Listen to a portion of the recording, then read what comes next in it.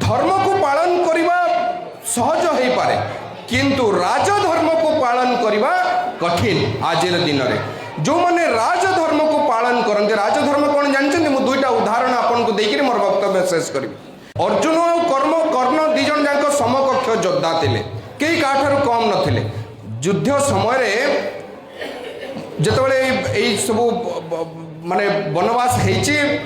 पांडव माने वन को जाउछन्ति अर्जुन चलिकी जीवा बेले हठात आगे गोटे सर्पणी सामना को आसला साप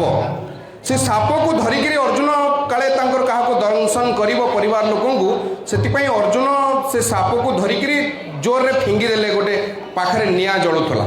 से समय से सर्पणी प्रसव कला हावारे उड़िकी जाऊँचे मैंने फिंगी देइचंती से समय से सर्पणीकर पिला जन्म है माने प्रसव कला पिलाटा भूमिष्ठ हवा बेले दीटा दृश्य देखला गोटे दृश्य होची तार माँ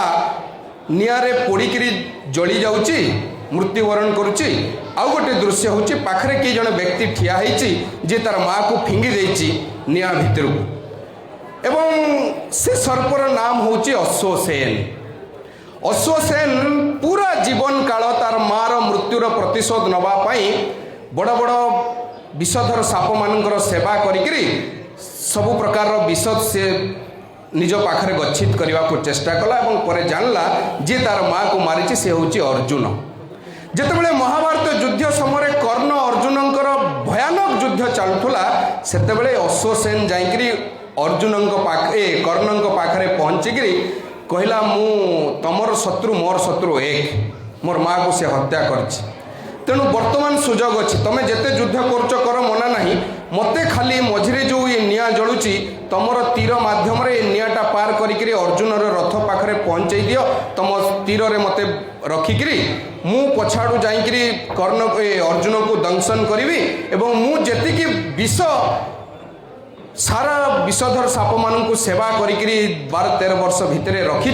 से मृत्यु तार सुनिश्चित अर्जुनर तुम केवल एतिक कर मते निया पार करी अर्जुन रथ पाखरे पहुँचे दियो तुमर भी शत्रुर शत्रु मित्र आमे हितले कौन करते सांगे सांग तार सहयोग नहीं शत्रु को मारिबा पई पूरा प्रस्तुत हो जाते किंतु कर्ण से दिन से कले कर्ण राजधर्म पालन कले कहले ना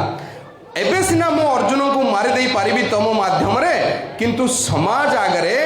मु सबुदिन पाई मोर ये जो योद्धा वीरत्वर भूमिकाटा नष्ट करदेवी तेणु मु मारिबी। कर्ण मरीगले सत किंतु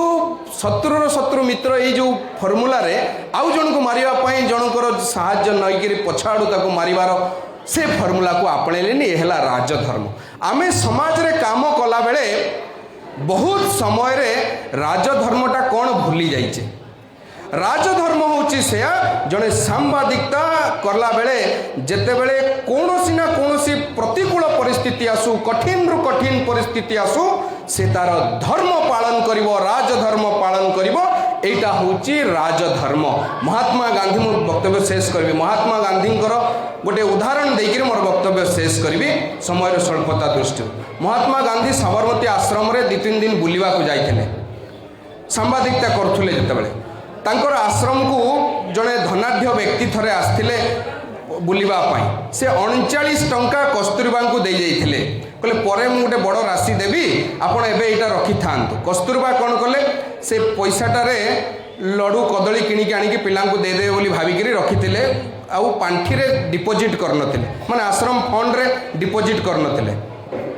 2 दिन पर जो बापू आसिले पिला पचारे सब भल कौन हो असुविधा किसी ना तो ना सब ठीक अच्छे जड़े धनाढ़ व्यक्ति 2 दिन तले आसते आउ से कस्तूरबा को किसी पैसा दे बापू सांगे सांगे गले कस्तूरबा पाक पचारे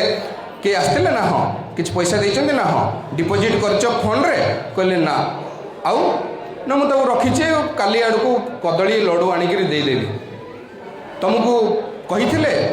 से धनाढ़ व्यक्ति कदली लडू आणिक देदेवाई कहले ना आश्रम मैनेजर को जनईच ए विषय कहले ना पैसाटा तो तुम पाखे जो 2 दिन रहा यहाँ गोटे पार्ट ऑफ मिसएप्रोप्रिएशन हो गला कौन करदेल तुम कहीकि बापू भो भो होगी कांदा को लगिले कस्तूरबा गोड़ तले पड़ी भूल मागिले बापू मोर एटा भूल हो मोर किसी उद्देश्य खराब नाला मु